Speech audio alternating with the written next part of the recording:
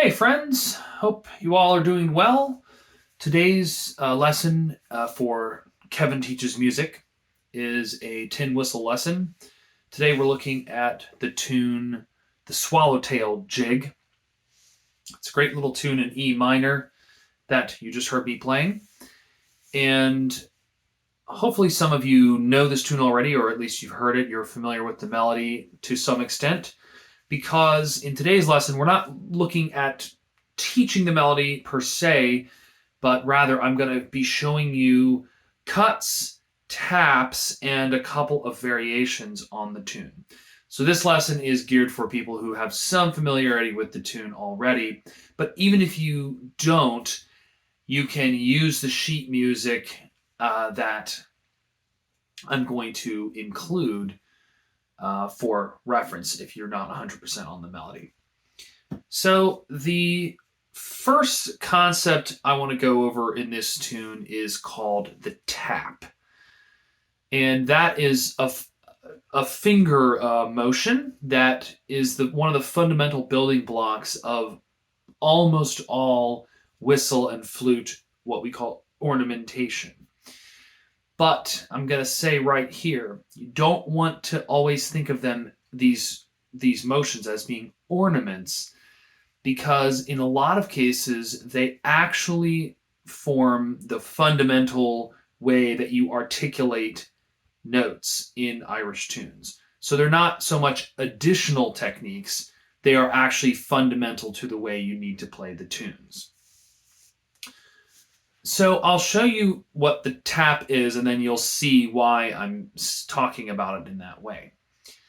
So, for example, to perform a tap on E, so here's your E note, you're going to literally tap very quickly but lightly the hole that's below the note in question. So in this case, you're playing the E and you're tapping on the D.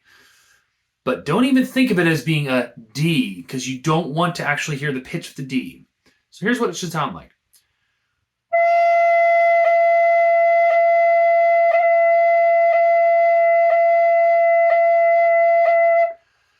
It's literally just a blip. And what it does, it serves to re-articulate the E.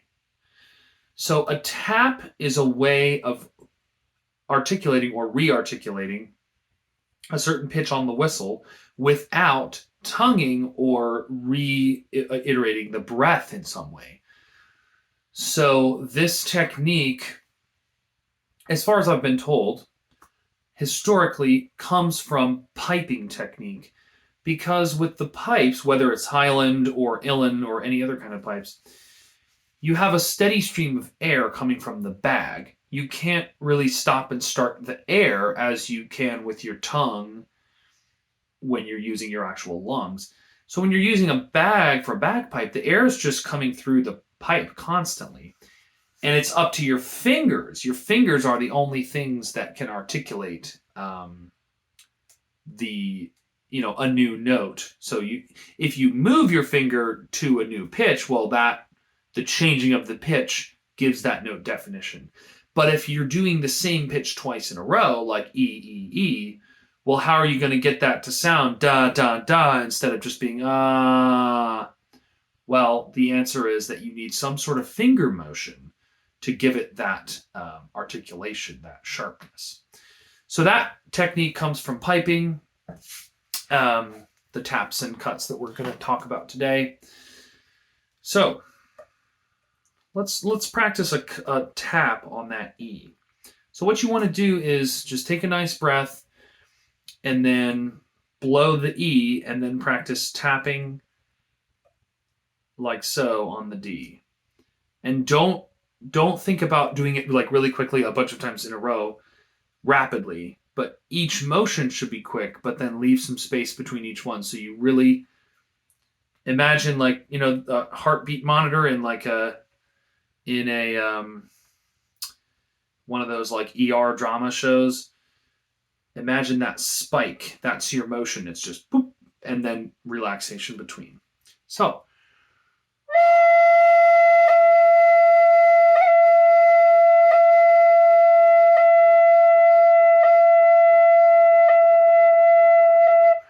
Now, right now, I'm sort of exaggerating the motion. I'm sort of bringing it really far and everything like that. That's just to start forming muscle memory, right? So whenever you're learning a new motion, new physical technique, whether it's piano or whatever instrument or even vocally, you want to exaggerate it first so that your brain like engages and pays attention. And it's like, oh, something's happening. Let me remember this. And then when you actually get going, once you have the muscle memory, you don't necessarily have to come quite so far up, but it's a good place to start. So let's take a look at how it goes in the tune. Take a look.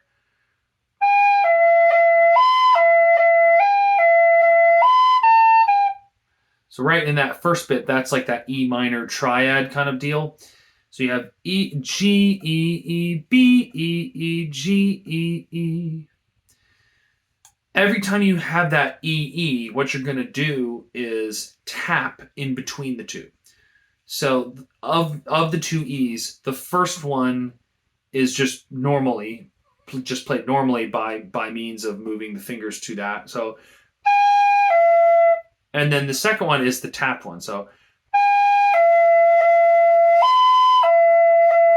and there, of course, you have those G's and B's in between, but pay attention to when I'm on this note.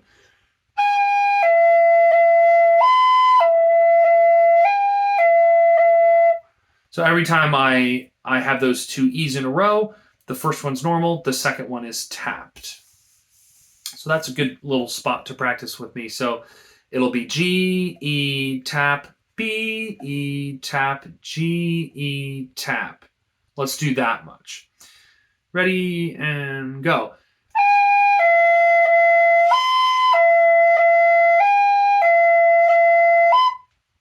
Right? And that's something you can, of course, practice on your own. So that's how a tap on E would work. Now, let's go a little further in the tune, and we'll encounter a spot where we will need to perform our second kind of ornament, which is a cut. So we have the beginning phrase,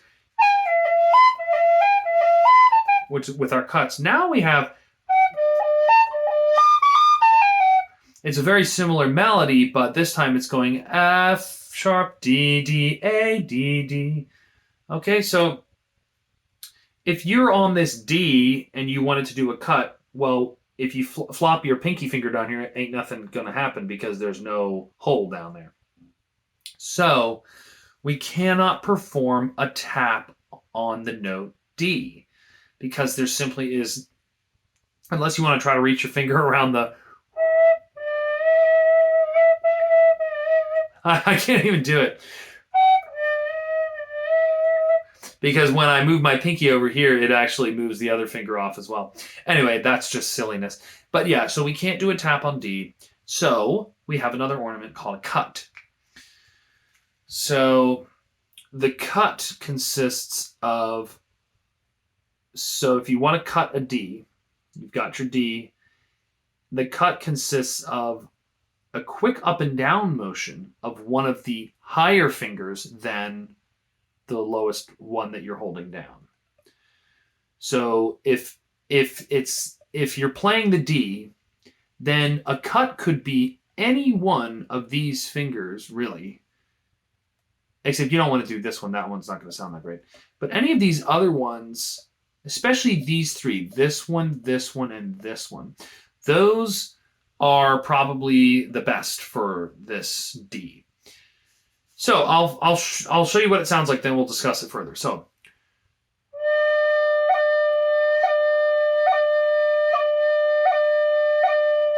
that would be with this finger. I could try it with another finger.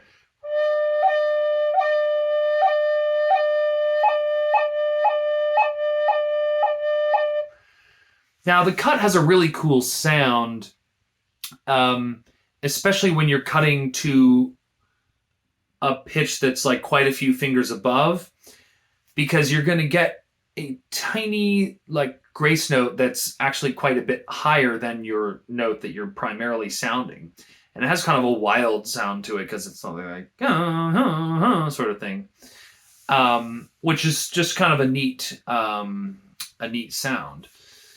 Now, we don't want that, again, just like with the tap, we don't want the extra pitch to sound too long, but nevertheless, there is like a blip, like a split second, a fraction of a split second where you will hear that sort of high pitched noise. But you want to make that as quick and small as possible. Now, you may be wondering, should I do this finger, or this finger? That's a subject of some debate. I actually advocate for doing this finger. So I use this finger for my cuts on D, E, and F sharp. So for example,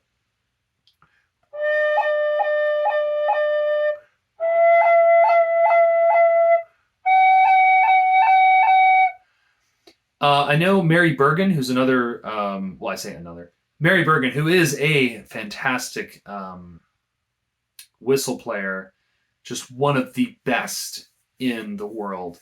She does that as well. Whereas there's another Gray Larson, who's a flute and whistle teacher. He's got this book, and he advocates for only ever doing the cut on the note right above. So, for example, for D, you would do this. For E, you would do that. For F sharp, you would do this. I don't think it's important which of those two techniques you choose. Whichever one you like better is fine. I tend to just do the cuts for all three of these notes with this finger, just because, I don't know, it feels simpler to me somehow. And also then when we do rolls later, you'll have the motion split up between left and right hands instead of them being on the same hand, which can be easier. But anyway, for now, you can pick either this finger, or this finger. So here, I'll show you how the cut goes in the passage. So it's going to be, the basic melody is F, D, D, A, D, D. The cut, again, is going to separate the two Ds, just like the tap separated the two Es. So,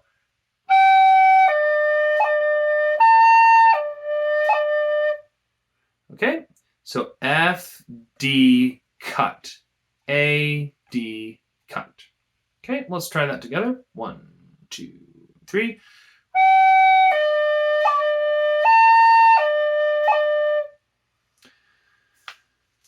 That's how a cut works. So, I, of course, again, just like with the taps, practice them with a long tone and then just blip, blip, blip.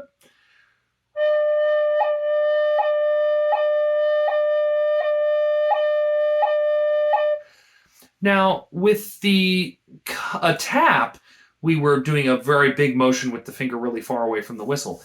Here, we can't really afford to do that as much because that'll make the note too long, because it's kind of like the inverse. We're trying to now minimize the time that the finger is up away from the whistle. Whereas before, we were trying to minimize the time that the finger was actually touching the hole.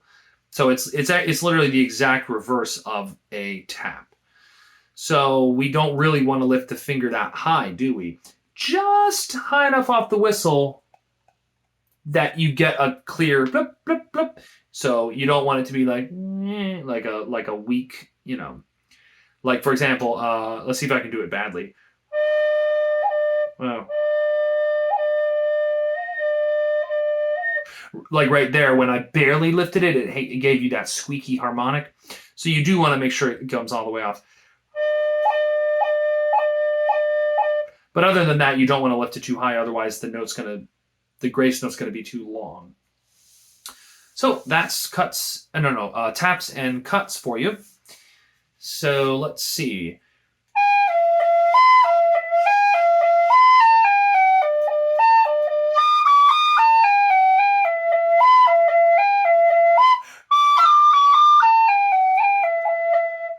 Oh, and there's a lovely spot at the end of the A section that is going to introduce us to our next type of ornamentation, which is called a roll.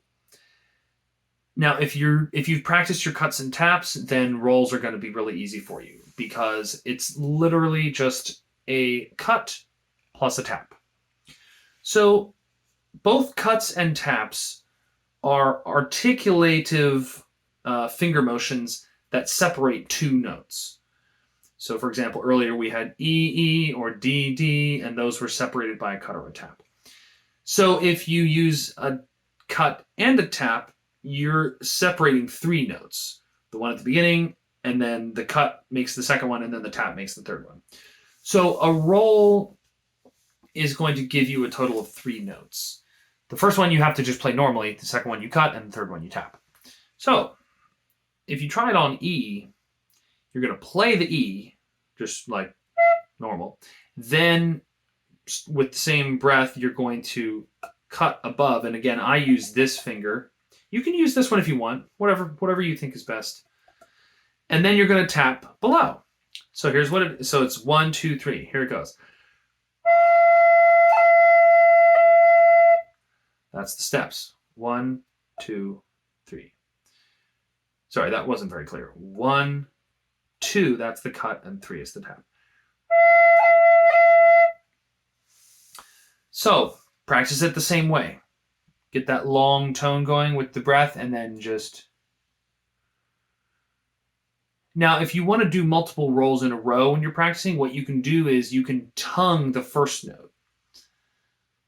Because when you first pick up the whistle, of course, you just blow, and that articulates the note. But if you're going to do a cycle, you have to have some way to re-articulate that note when you get to it again. So watch, you'll see what I mean.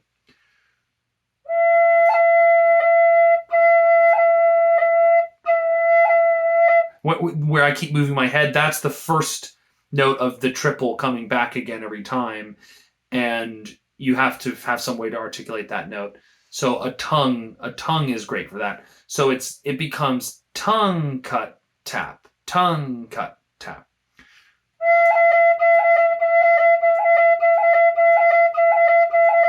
And that's actually a great little rhythm practice thing, and it sounds really, really cool.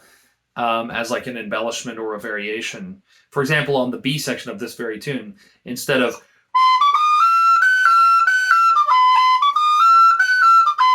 you can do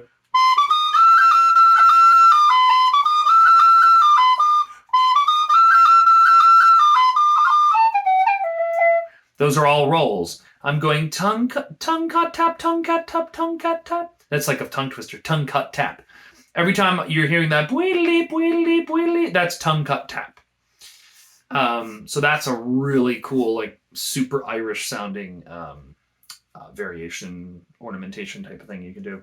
But anyway, we need to go back to the end of the A section and get this roll going. So this comes in on this phrase.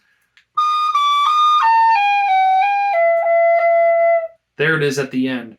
So it's preceded directly by a G, which is this makes this roll a little interesting because typically a roll being three notes in a jig is going to land on the downbeat. So you might have da, do, dee, that would be your roll, like 1, 2, 3, with landing where the tongued note, if we're going to tongue it, but that first note of the roll is going to be on the downbeat of the jig. Da, do, dee, da. This one's a little weird because the downbeat is actually not the roll, the first note of the roll. It's this extra note, the G, and then the roll starts on the second note of the triplet and goes. It's like, if you're thinking 1 and 2, usually our roll would be 1 and but this time it's and 2. So it starts on the and goes over to the downbeat of the second beat. That may or may not really matter to some of you. It feels weird to me when I was first learning. I always found it weird to do rolls on the offbeat, but you guys might not have any trouble with it. So if you're tapping your foot, it's going to be so bat da na na G E cut tap, and your foot tap is going to be da na na.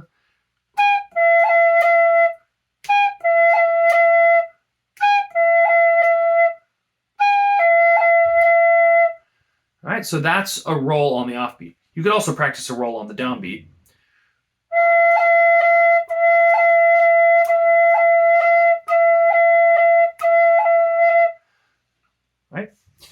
So let's put that in a little more context. So again, it's, and then in context,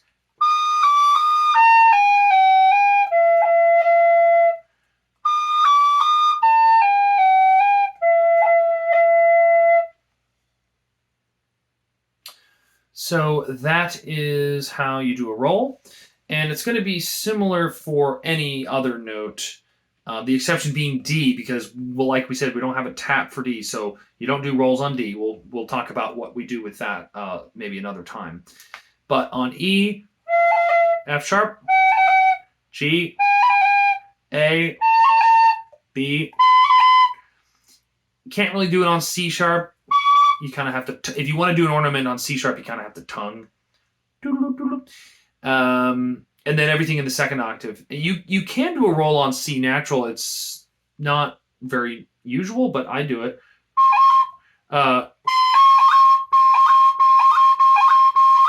You notice sometimes I tap more than one finger because it just gets a little stronger ornament. So, you know.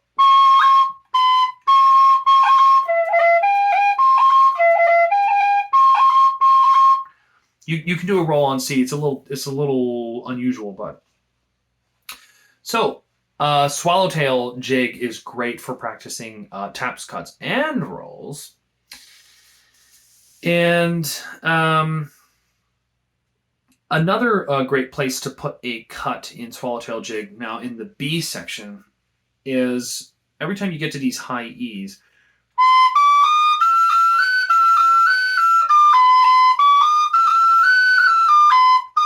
So the way the tune's written, those are quarter notes, so they're twice. They're like worth 2/8 notes. Da da da da dee, da. Those ones are quarter notes. But a really good way to use a cut. Sorry, are we doing a cut or a tap here? Let's do taps here. I think I said cuts, but forget that. We're doing taps. So a great way to use, well, either cuts or taps, but in this case taps, is you take what's written as a quarter note and you just split it. So you don't have to always use cuts or taps for pre-existing adjacent eighth notes. You can make your own eighth notes by just splitting a quarter note right in the middle with an added cut or tap. And that will give it a really nice continuous eighth note feel, almost like a Bowron or like a dancer. It'll give you that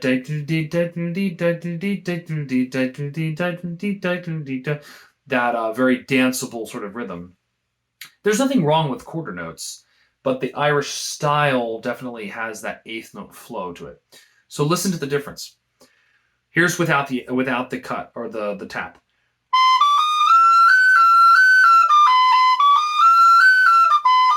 And here it is with.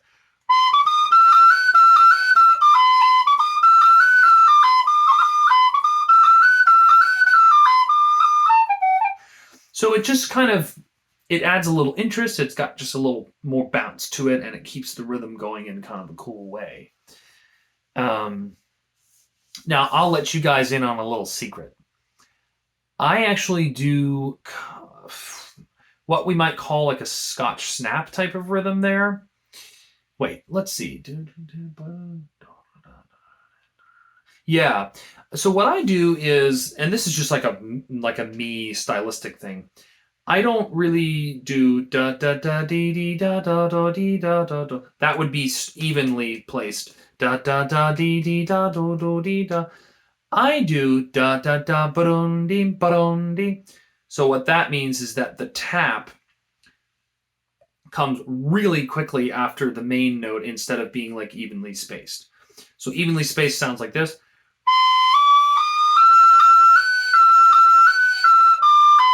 And the like snappy version sounds like this. So it's just ba-da, ba-da, instead of bun dun dim bun dun da. That is by no means mandatory. That's just like a cool style thing that I like to do. But especially when it's a little faster, you might recognize that kind of style. A lot of players use that.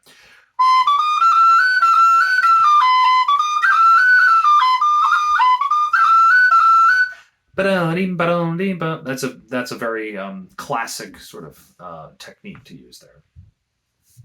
So once again, in case that wasn't clear, this is the beginning of the B section, and I'm splitting up those long quarter notes by tapping in the middle.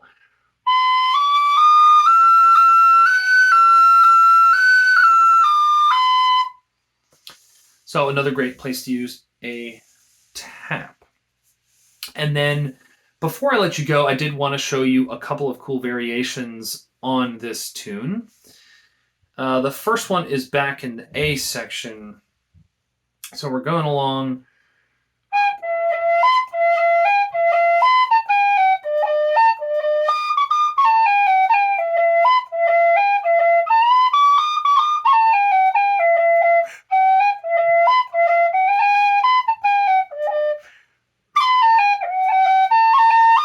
There it is.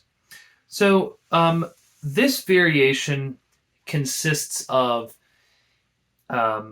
anytime you have the da budu figure. So it could be G E E or B E or F D D or A D D. So you've got four options: the G E E, B E E, F D D, or A D D.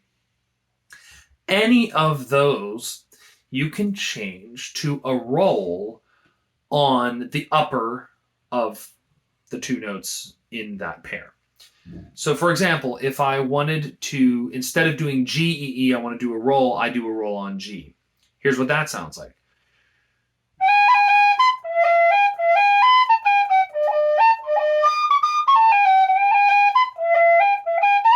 So it's just that instead of ba-bu-du. So you're replacing G, E, E with three Gs, but a roll. I wouldn't advise this on the very first downbeat of the tune, but it sounds great in maybe like the middle of one of the later measures. So for example,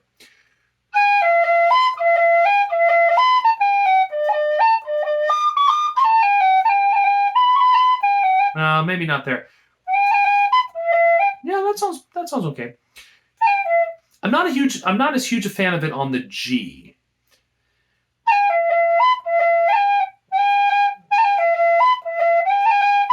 Except at the end of that, right there at the end of that phrase, it does sound kind of cool. So let's say you've gone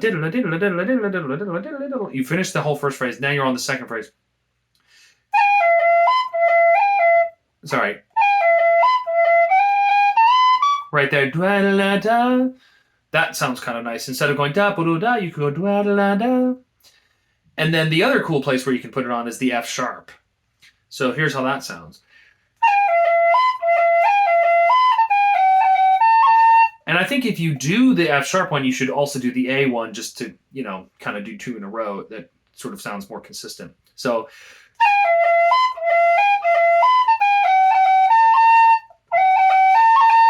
instead of it's, and that has a nice climbing sound. Dweedly, dwaddly, diddly.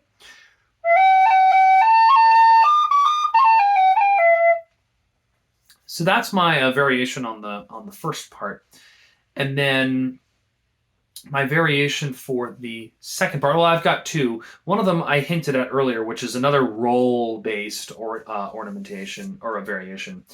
It's basically just instead of the E F E F E, you can literally just do a bunch of rolls on E in a row, and it sounds super cool.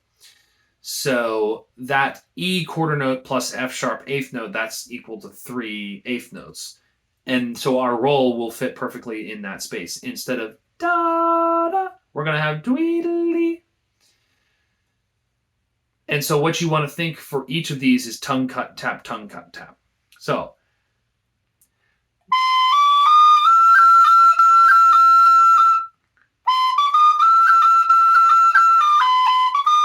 now, this is a little tricky, don't get me wrong, because you're doing a whole bunch of fingered ornaments all in a row. So it would be D, C sharp, D. Now, your first E, you don't really need to tongue it because you're coming at it from a D, so it's going to articulate. But then you've got E, cut, tap, tongue, cut, tap, tongue, and then you got to go down D, B. So,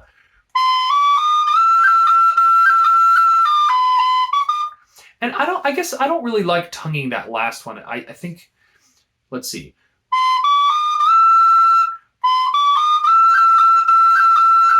Yeah, I do another cut at the end. So I'm doing slide. I'm actually articulating the first E with a slide. So I'm doing da, da, da, slide, cut, tap, tongue, cut, tap, cut, then to the D. I know that's a lot. And, you know, I'll explain that one more time. So,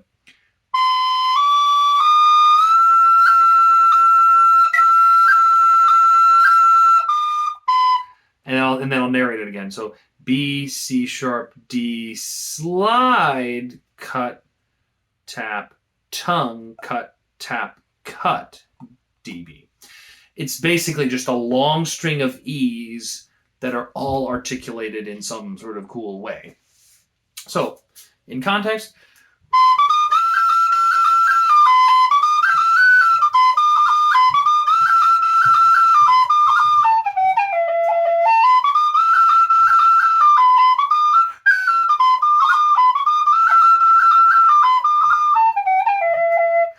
that's how that string of ornaments sounds. And then my last variation for you is actually quite an easy one. In that B section, in one of, maybe you're going through the tune 2 or 3 times, maybe when you're getting closer to the end, you could throw this one in. Sorry, let me go back to the real melody.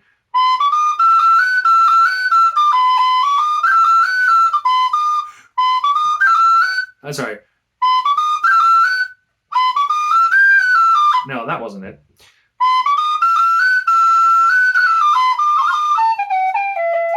Where did I put it?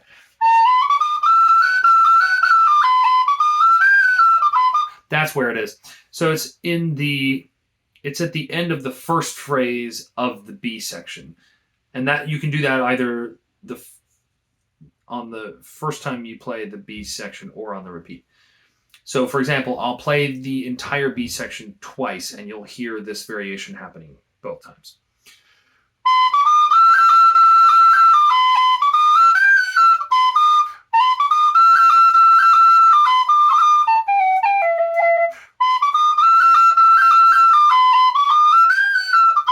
So that's where it is right there.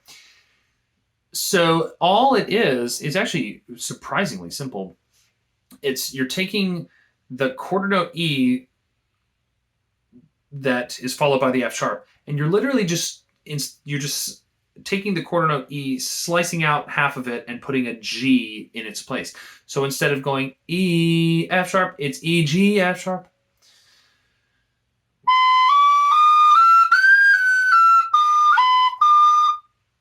And where it falls, it's in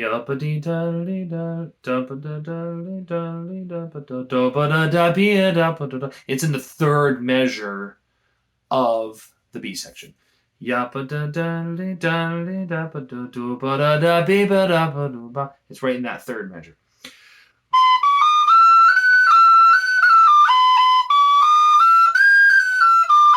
And you notice I do a little, I'm sliding into the G.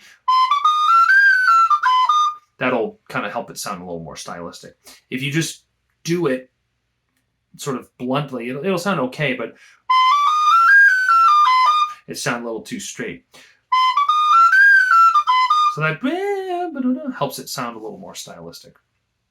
Okay, so I hope you guys enjoyed all the fun stuff that we're doing with Swallowtail Jig.